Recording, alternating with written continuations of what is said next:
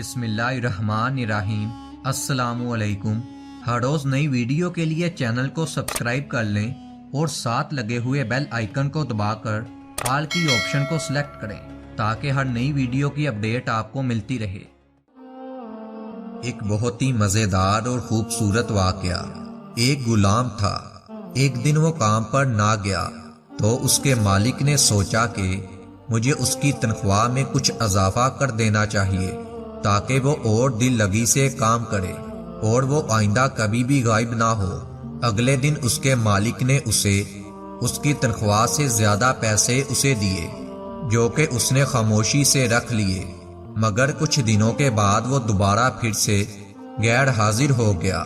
وہ کام پر نہ آیا تو اس کے مالک نے غصے میں آ کر اس کی تنخواہ میں جو اضافہ کیا تھا اسے دوبارہ سے ختم کر دیا اور اس کو پہلے والی تنخواہ دینا شروع کر دی۔ جب غلام کو پیسے دیے، غلام نے پیسے لیے اور خاموشی اختیار کر لی۔ اس کے مالک کو بڑا تعجب ہوا تو مالک نے کہا کہ جب میں نے تمہارے پیسوں میں اضافہ کیا تب بھی تم خاموش رہے، جب میں نے اضافے کو ختم کر دیا تب بھی تم خاموش رہے، یہ معاملہ کیا ہے؟ تب غلام نے جواب دیا کہ جب پہلے دن میں غیر حاضر تھا تو اس کی وجہ اس کے بچے کی پیدائش تھی اور آپ کی طرف سے میری تنخواہ میں اضافہ ہو گیا۔